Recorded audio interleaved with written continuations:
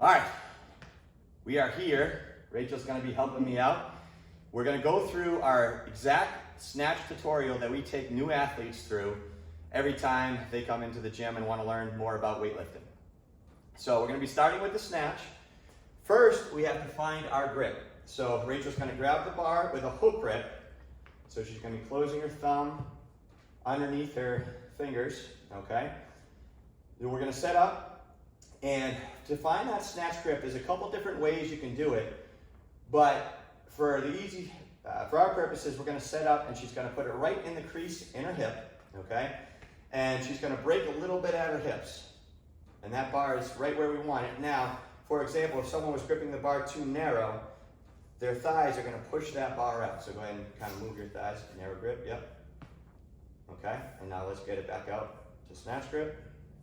All right, so we have our snatch grip set. All right, so after you set your grip, the first drill we're gonna do is a snatch RDL.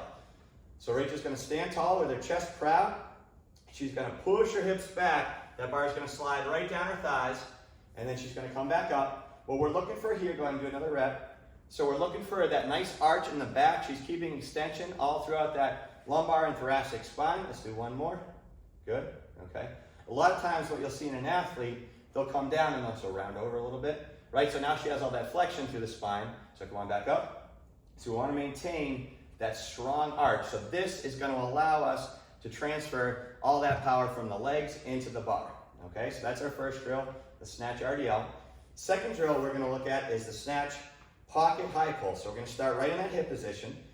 Rachel's feet are about hip width. Toes can be straight or slightly out, whatever's comfortable. So what she's gonna do, she's gonna stand tall, and we're gonna break at the knees slightly. Good. And you should see her feet stay flat here, okay? Her back slid straight down the imaginary wall, okay? So go ahead and stand back up again.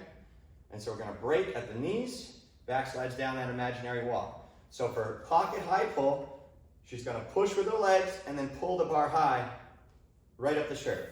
So break at the knees. Good. Great, okay? So the next one, we're gonna do a muscle snatch, and we're gonna do it from a tall position. Some you may need to do from a pocket position. So let's go tall first. So just standing upright, elbows come out, snap the wrist through. Good. Another one, hold it up there. So we're looking for that bar to finish right over the base of her neck, everything's stacked. You'll notice how the wrist is slightly cocked back, but the bar isn't falling into her fingertips. All right, come on back down. And again. Good, okay, come on back down. Now, you can put the bar down for a second. So she's starting with the standard 15 kilo bar. That's what the women use in weightlifting. Now, for some of you, if you're just learning the snatch for the first time, you might want to start either with a PVC pipe, or we have like training bars, which are usually a little lighter, from like 10 to 15 pounds. So that movement, the muscle snatch, if you're just starting out, can sometimes be challenging with an empty bar. It's a standard 15 kilo bar. If all you have is a 15 kilo bar, you don't have a training bar, then we'll show you what you can do in order to do those muscle snatches. We can start from that pocket position. So right at the hip, slight bend. Now she's gonna give a little leg drive to get it going, and then finish with that snap just like we did from the tall muscle snatch. Good. All right. Awesome. A little rest. Good, put it down. Okay.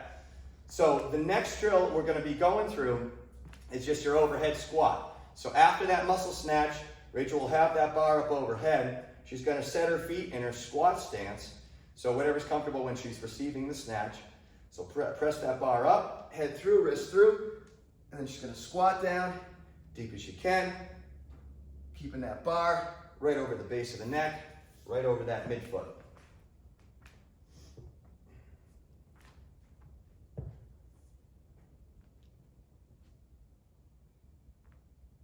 Let's hold one down here.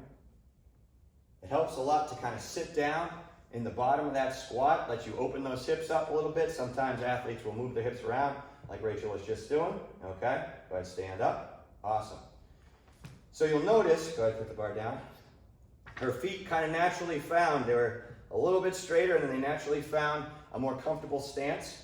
So always kind of check what your feet are doing when you're heading down into that overhead squat. There's no right or wrong per se in the exact amount of degrees they're out. We just want to make sure when viewed from the top, the thigh is roughly over that foot. If we start turning the toes way out, but the knees are coming way in, that's going to put a lot of tension in our knees. So in general, we want the feet and the knees to be tracking in the same direction if we had like a camera right above the athlete looking down. So let's set up again. We're going to get into that overhead squat.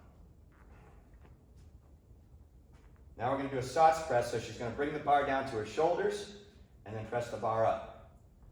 This is a great drill right here. It gives her some time under tension, sitting in the bottom of that squat, getting cozy in that overhead position. And it also loosens up the shoulders. Good. Come on down.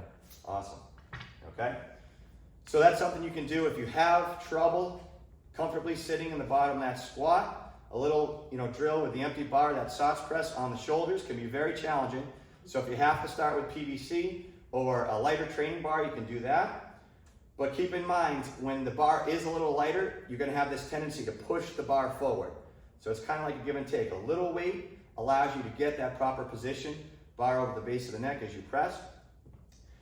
But when we take that weight away, that's going to be a little bit more challenging. Your arms are going to want to push forward. So, next drill, what we're going to do, we're going back to the shoulders. Next, we're going to do a heaving snatch balance. So we always say heaving, think receiving, right? So Rachel's feet are already going to be in the position she wants to receive a snatch in.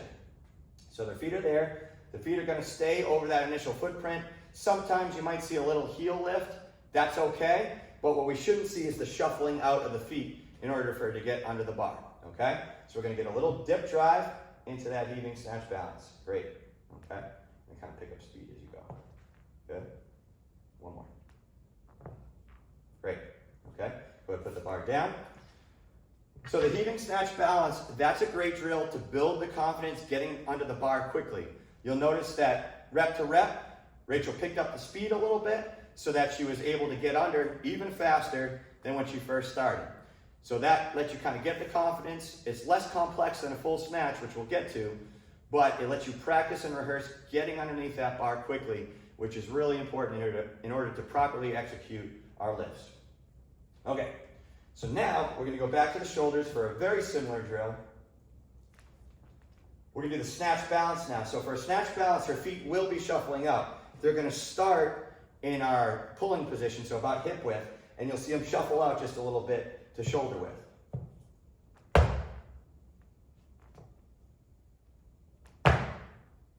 Good, one more. Excellent. All right, bar down. So once you've kind of mastered your heaving snatch balance, which is less complex because the feet don't have to move, they're already in our receiving position. Once you master that, then we can focus on shuffling the feet out. Again, so we're adding a little complexity after we've managed this simpler drill. And that gets us better ready to get our receiving position in, okay? All right, so the next thing we're going to be doing, we're going to be going through some different starting positions. So we have 4 different starting positions for our snatch, and then we have 2 different receiving positions. So the first one we're going to start with, and you don't have to pick it up yet, but we'll be going scarecrow right up at our chest. We'll be going pocket. We're going to have a little side quest. We'll be doing another drill, working on our extension, working on that explosive drive. And then we're going to come back to a hang position above the knee. This is what we call our bow and arrow position. And then finally, we'll be snatching from what would be our floor. So mid-shin when there's no weights on the bar. That's about where the bar would be if we had the bumper plates on. All right, so let's start scarecrow first. We're going to do a scarecrow power snatch. Good, okay? So power just means we're receiving high. Let's do another power. Good, okay? Now let's go from scarecrow straight up the chest and go into the full. Good. All right, another one. Awesome, okay? All right, go ahead and put that down.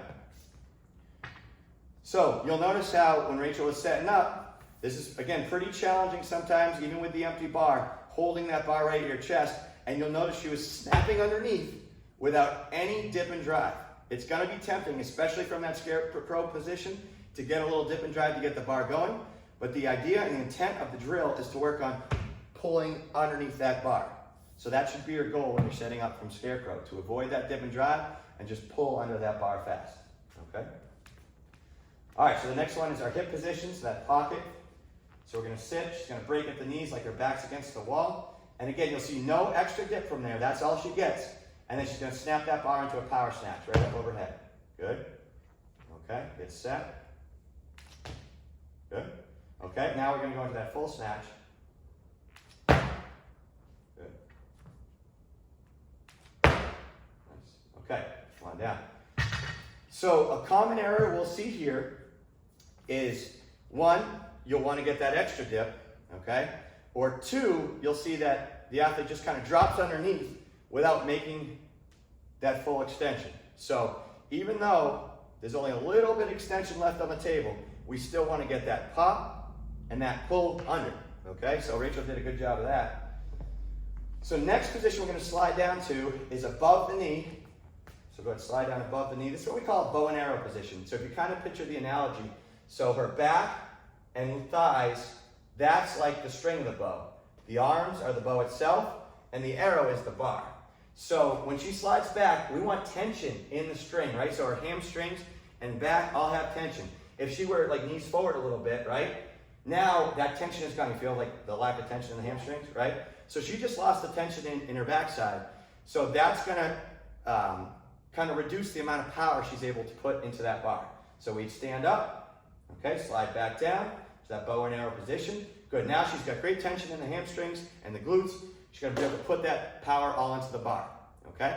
Now, something else you'll see, again, the rounding of the back. She'll come down a little rounded. So this, we're bleeding out power again, because now she doesn't have the extension we need to be able to transfer all the leg force into that bar, right? So stand up, we'll do one more time, bow and arrow. Good. So now we'll just do that triple extension. So you'll start in bow and arrow, and then you're gonna push and shrug. Good, all right, start in bow and arrow, push and shrug. Excellent, okay?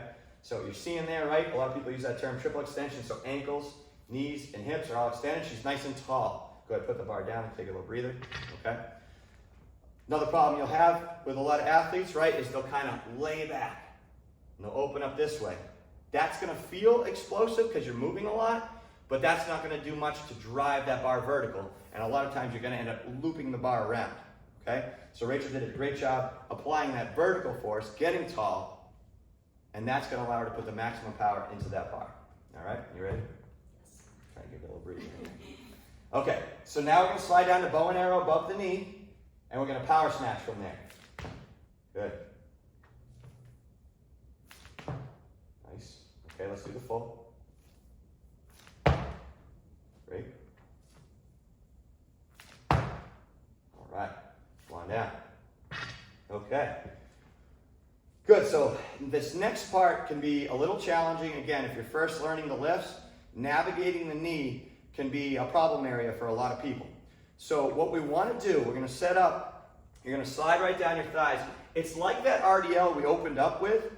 It's like the RDL until we get to the knee. Once we get to the knee, we kind of got to think squat, right? So we're maintaining that position, bar out in front, shoulders out in front of the bar.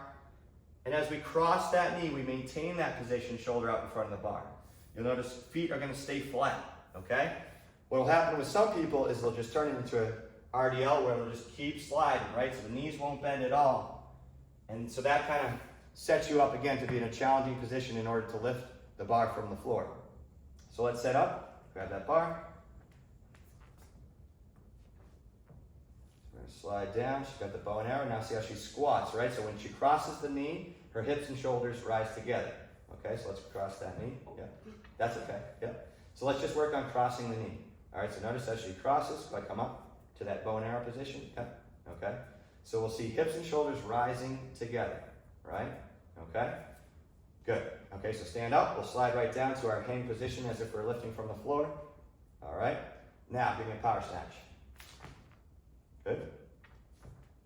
Now the power. Good. And let's do the full. Great. One more full. Awesome. Okay. All right, so now that we've gone through many of our empty bar drills, there are more. There's countless other drills that we could do, but that's a great system that can kind of get you started, whether you're just learning the lifts for the first time or you've kind of been at it for a few weeks or a few months, but you want a little bit more guidance. That's a little warm-up sequence that you can do every time you get ready for your snatches, and it'll make you more and more prepared with each passing week. Now, when you do the lifts with the empty bar, obviously it's not touching the floor.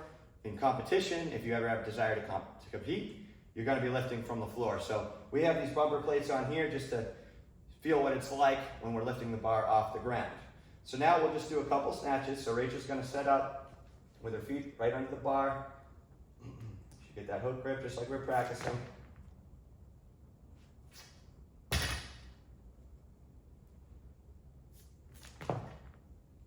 Awesome. So they're not always going to look like that right out of the gate, right? So Rachel has been practicing this for a little bit of time now. So it takes time to kind of build that technique. So what we're going to take you through now are some different sequences we can do to kind of practice and get our snatches to look more like they should, okay? So first what we're going to do is 3-position snatch, okay? So what we're going to be doing, Rachel's going to do a snatch from her hip pocket, right? So just like the empty bar drills we did, but a little weight to get that feedback. She's going to do the first rep from the hip pocket. She's going to do the second rep from above the knee, and then she's going to do that third rep from the floor, okay?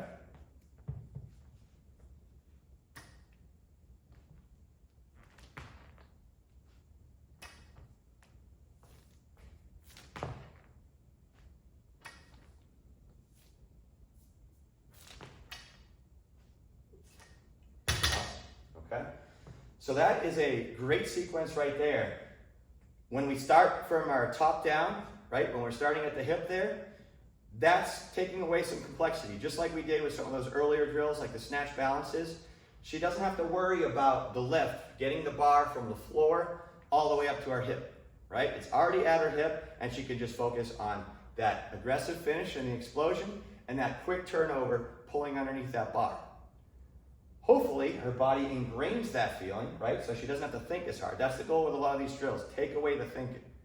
So hopefully her body ingrains that. Now, when she slides down to above the knee, we're adding a little bit of complexity, right? Because the above the knee position, we're actually still going to be finishing what we call our first pull.